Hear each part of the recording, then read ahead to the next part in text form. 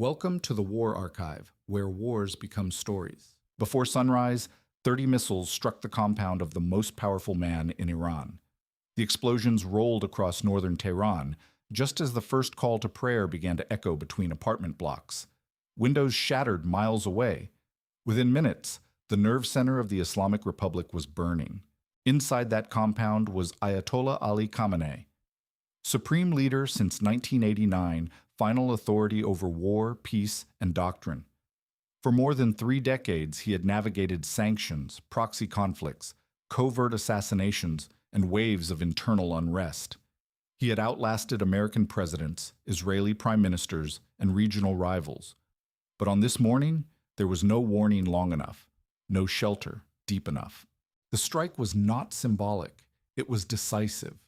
Satellite imagery later showed multiple impact craters clustered tightly around the main administrative structures. Communications from the compound went silent almost immediately. In those first chaotic minutes, no official statement was issued, only smoke rising into a sky that had not yet fully brightened. And the missiles did not fall in isolation.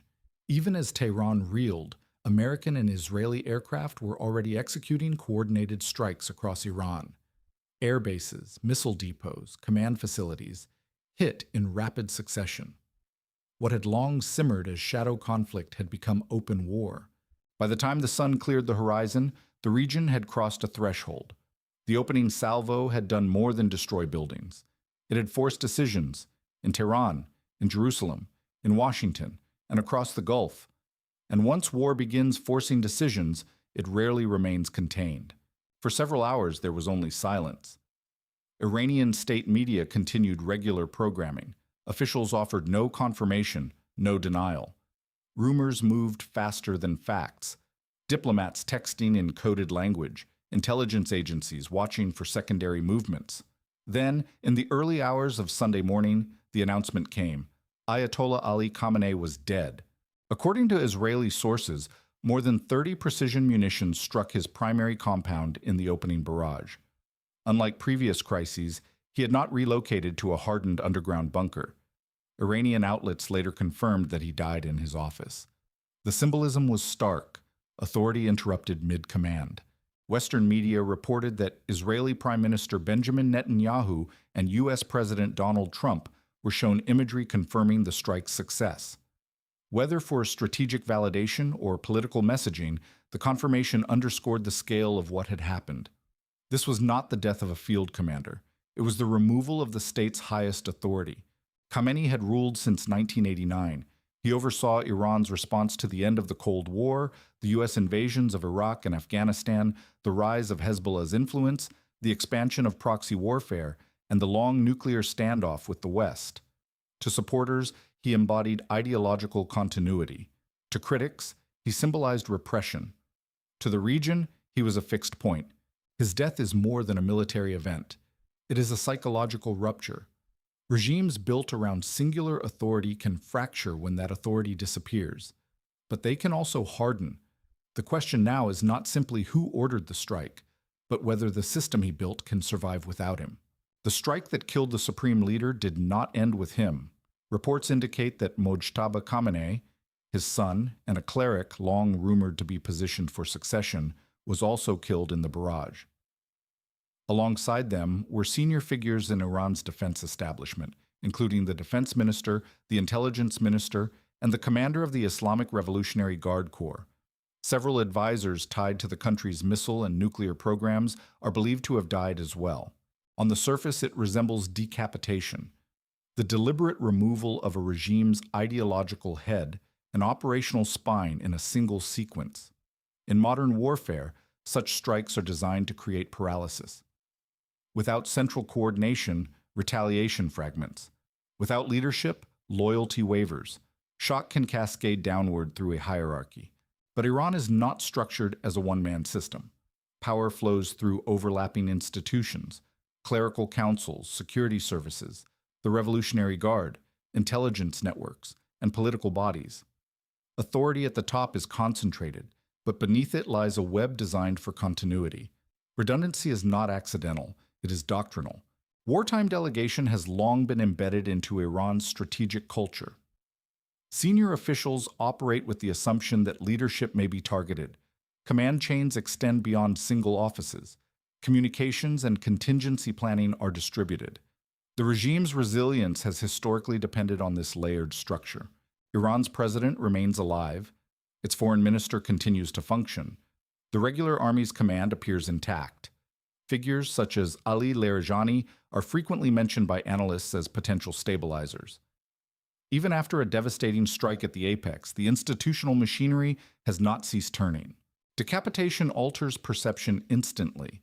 It reshapes headlines and shifts diplomatic posture. But collapse requires more than removal. It requires fragmentation. And at this stage, while the head has fallen, the body still moves. Within hours of the announcement, Iran's constitutional machinery began to move. Under the country's legal framework, a temporary leadership council composed of the president, the head of the judiciary, and a senior cleric from the Guardian Council assumes authority during the transition. The mechanism was designed for precisely this moment. Succession, even sudden succession, is not an afterthought in the Islamic Republic. Above that interim council stands the Assembly of Experts, an 88-member clerical body empowered to appoint the next supreme leader. Its deliberations are opaque, shaped by alliances between senior clerics, Revolutionary Guard commanders, and intelligence figures. Power in Tehran is rarely contested in public. It consolidates quietly, in rooms without cameras. Names have already begun circulating in diplomatic circles. Ali Larijani, a veteran political figure with ties across the system, is widely viewed as a potential consensus candidate. Others suggest that the Revolutionary Guard, emboldened by wartime conditions, could assert greater influence over the selection process. In Iran, ideological legitimacy and coercive force are intertwined.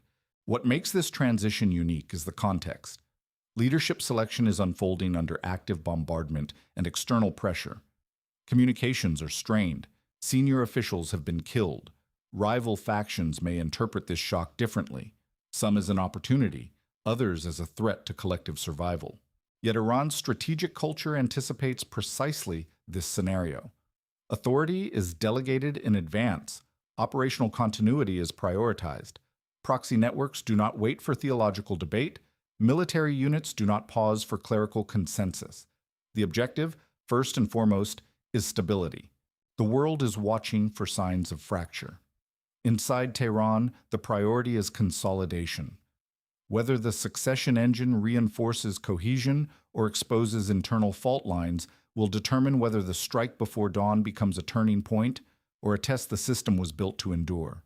While Tehran recalibrated internally, the military campaign was already unfolding at scale. U.S. defense officials confirmed that within the first 12 hours alone, nearly 900 strikes had been conducted across Iranian territory. Israeli sources reported that approximately 200 fighter jets participated in their initial wave, hitting roughly 500 targets in coordinated succession. The tempo was designed to overwhelm before reorganization could begin. The two allies divided their objectives with deliberate precision. Washington focused on military command facilities, airfields, air defense systems, and nuclear-linked infrastructure, the architecture that enables sustained warfare. Israel concentrated on missile launch capabilities and leadership compounds tied directly to retaliatory operations. It was not random bombardment, it was systemic dismantling. U.S. Central Command described the operation, codenamed Epic Fury, as the largest regional concentration of American military firepower in a generation. The language was restrained, but the implication was clear. This was not a warning shot. It was an attempt to degrade Iran's ability to fight coherently in hours rather than days. Strikes reportedly reached most of Iran's provinces.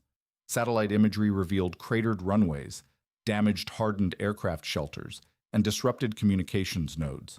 The goal was to fracture coordination, to disrupt the invisible network linking radar screens, command centers, and missile crews. Speed was central to the strategy. The faster air defenses and command chains could be suppressed, the less opportunity Iran would have to reorganize at scale. In modern conflict, tempo itself becomes a weapon, and in these first 12 hours, tempo favored the attackers.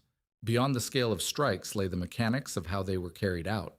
Reports began circulating that American F-35 stealth fighters had engaged Iranian MiG-29s in air-to-air combat during the opening exchanges. While full confirmation remains limited, even the suggestion of such encounters signals a rare moment: direct confrontation between advanced state air forces in the 21st century. Stealth aircraft reportedly operated deep inside contested airspace, targeting hardened shelters and command relays with precision-guided munitions. Electronic warfare platforms jammed communications and disrupted targeting systems. The objective was no longer theoretical air dominance. It was operational freedom. New tools also appeared on the battlefield. The United States is believed to have deployed low-cost one-way attack drones known as the Lucas system, conceptually similar to Iran's widely used Shahed 136. There is an almost strategic symmetry in that exchange. A tactic pioneered by Tehran to saturate adversaries is now mirrored back at its origin. Along Iran's coastline, at least one warship was confirmed struck by satellite imagery. Carrier-based aircraft and long-range munitions targeted naval infrastructure within reach. Maritime options narrowed as quickly as air options. The campaign extended from sky to shoreline without pause. Modern air war is not only about explosions. It is about collapsing systems, disrupting communications, forcing pilots to remain grounded, making commanders uncertain which assets remain intact. Once uncertainty spreads through a military hierarchy, reaction slows. Yet even as Iran's defensive capacity absorbed blow after blow, retaliation preparations continued beneath the surface. Air superiority shapes the battlefield, but it does not eliminate response. Retaliation came in waves. Within hours of the opening assault, Iranian ballistic missiles began launching from hardened sites across the country. Their trajectories arced westward toward Israel, followed by swarms of one-way attack drones flying lower and slower, designed to saturate interception systems. Radar screens across the region filled with converging signals. In Israel, multiple waves were documented through the night. Air defense batteries engaged repeatedly, intercepting dozens, possibly hundreds, of incoming targets. Even with high interception rates, the strain was visible. Sirens sounded across major cities, forcing civilians into shelters again and again. Iran's response extended beyond Israel. In the early hours of March 1st, the U.S. airbase in Erbil, Iraq, was struck by unknown munitions in what appeared to be a direct hit. The attack underscored that American assets across the region were now active participants in the exchange. A pattern began to emerge in the targeting. Several strikes appeared aimed at systems of situational awareness, radar installations, and infrastructure tied to air defense coordination. Blinding an opponent before attempting deeper strikes has long been a principle of warfare. If American and Israeli forces were dismantling Iran's command architecture, Iran seemed intent on complicating theirs. This was no symbolic retaliation, it was structured response. Saturation, sequencing, and pressure applied across multiple points. The exchange had become reciprocal degradation, each side attempting to erode the other's capacity to see, react, and command. And with each new wave, the space for miscalculation narrowed. Behind the language of interception rates and sortie counts, another ledger was growing. In Israel, more than 100 people were reported injured during the first waves of missile fire, most sustaining minor wounds while rushing toward shelters. One woman was confirmed dead in Tel Aviv. Even when defenses perform as designed, fragments fall, panic spreads, and lives change in seconds. In Iran, the toll was significantly higher. The Iranian Red Crescent confirmed that at least 201 people had been killed and more than 740 injured by the evening of February 28th. Rescue crews worked through damaged neighborhoods where military and civilian spaces overlapped. In dense cities, precision has limits. One strike in southern Iran hit a girls' school. Local officials reported that 148 people were killed at that site alone, most of them children. Images of shattered classrooms and scorched backpacks circulated globally within hours. The strategic context did little to soften the human weight. Both Washington and Jerusalem have emphasized that their targets are military and leadership infrastructure. Yet urban geography does not separate cleanly. A command center stands beside an apartment building. A missile launcher is positioned near a highway. A radar array overlooks a schoolyard. Modern warfare often collapses those distinctions. Once civilians become central to the story, The tone of conflict shifts. The narrative is no longer solely about deterrence and dominance. It becomes about consequence. And consequence accumulates faster than strategy can control. As missiles crossed borders, the shock inside Iran moved outward into the streets. In parts of Tehran, Shiraz, and several other cities, small crowds gathered in visible celebration following the announcement of the supreme leader's death. Fireworks lit rooftops. Posters were torn down. For some, the moment felt like rupture, the sudden loosening of authority that had defined a generation.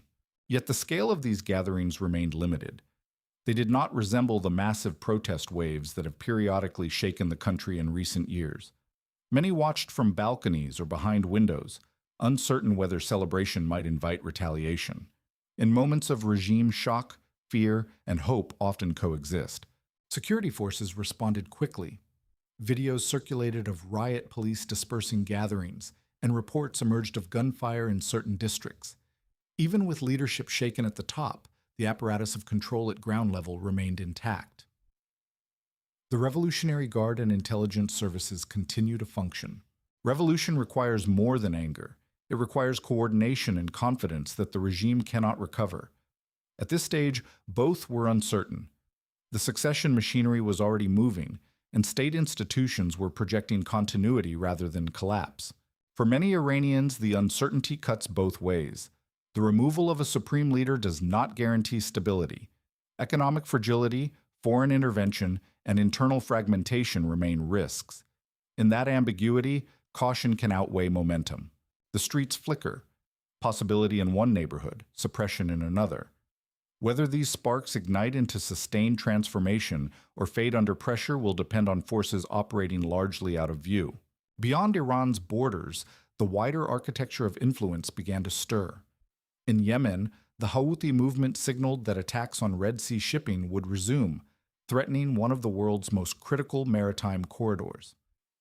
Even the announcement alone was enough to unsettle commercial traffic and insurers.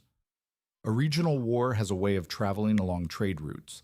In Iraq, an Iran-aligned militia claimed responsibility for the strike on the U.S. air base in Erbil. Demonstrators gathered near Baghdad's Green Zone, some attempting to approach the American embassy compound before being pushed back.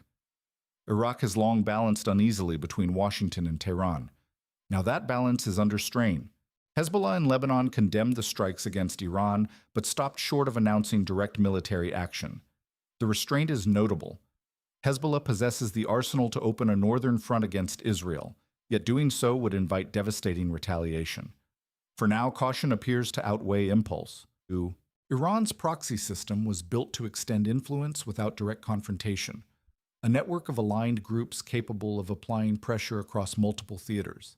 But such a network depends on coordination from the center. With leadership shaken and succession underway, the clarity of that coordination becomes critical. If even one of these actors escalates beyond calibrated signaling, the conflict could fracture into simultaneous fronts. Lebanon, Iraq, Yemen, perhaps Syria. The war would cease to be concentrated over Iranian territory. It would splinter outward along pre-existing fault lines. At this stage, signals dominate over full mobilization, yet the network is alert. And once proxies begin moving in earnest, containment becomes exponentially harder. If the early exchanges unfolded over military installations, the next phase crossed into civilian skylines. Iranian missiles and drones began striking deep into the territory of Gulf states. Not primarily oil fields or refineries, but airports, residential towers, and financial districts. The battlefield expanded from hardened bases to glass and steel. In Bahrain, multiple impacts were recorded across the capital. Among them was a missile strike near the headquarters of the U.S. Navy's Fifth Fleet, reinforcing the message that American presence carried consequences. Footage showed drones slamming into residential high-rises, one engulfed in flames by nightfall. Later, Bahrain's international airport was struck, followed by a direct hit on a hotel in Manama. The United Arab Emirates faced similar shocks. Drones reportedly approached the Burj Khalifa, the tallest building in the world, with at least one intercepted moments before impact. Others struck nearby civilian structures. Dubai's Fairmont and Burj Al Arab hotels were reported damaged, and debris fell near Jebel Ali Port. Even intercepted drones altered perception. No skyline felt immune. Saudi Arabia, Qatar, and Kuwait reported numerous interceptions, yet the volume underscored intent. Emirati officials stated that more than 100 missiles and over 200 drones had been launched toward their territory in a single night. Most were destroyed mid-air, but not all. One civilian death in the Emirates confirmed that even high interception rates cannot guarantee safety. Notably, Iran appeared to avoid directly targeting major energy infrastructure. Instead, it struck symbols of stability and prosperity, hubs of finance, travel, and tourism. The objective seemed psychological as much as physical. If Dubai could burn, what space in the region could still be considered secure? Before the war began, Gulf leaders had lobbied for de-escalation, fearful of precisely this scenario. Now their cities were under fire. And once civilian skylines are struck, neutrality becomes harder to defend. As cities absorbed shock, another pressure point tightened: the Strait of Hormuz. Nearly a fifth of the world's traded oil moves through this narrow corridor each day. For decades, Iran has signaled that if pushed too far, it could close the passage. Now the warning returned with renewed force. Iranian broadcasts declared that no vessel would be guaranteed safe transit. There was no immediate confirmation of mines laid across the channel, nor of a formal naval blockade. Yet ship tracking data showed tankers slowing, idling, or reversing course. The effect was immediate. Risk alone can stall commerce. Insurance markets reacted quickly. Premiums for vessels attempting to pass through the strait surged. Some insurers suspended coverage altogether. In practical terms, the waterway began to constrict without a single confirmed strike on a tanker. When risk becomes incalculable, trade pauses. European security officials describe the situation as fluid but volatile. If disruption continues, global energy markets will feel the strain within days. Oil prices respond not only to supply, but to vulnerability. A prolonged freeze would ripple far beyond the Gulf, into factories, fuel stations, and stock exchanges worldwide. Reopening the strait, if closure becomes formal, would likely require direct naval enforcement. That step carries escalation risks of its own. Yet leaving the corridor effectively shut imposes mounting economic costs. The military campaign has now intersected with global finance. The war began before sunrise with 30 missiles striking a compound in Tehran. It has since moved through airspace, city streets, proxy networks, and civilian skylines. Now it presses against the world's most critical shipping lane. Wars spread not only because weapons travel far, but because each decision forces another. And once the chain begins, it is difficult to predict where it will stop.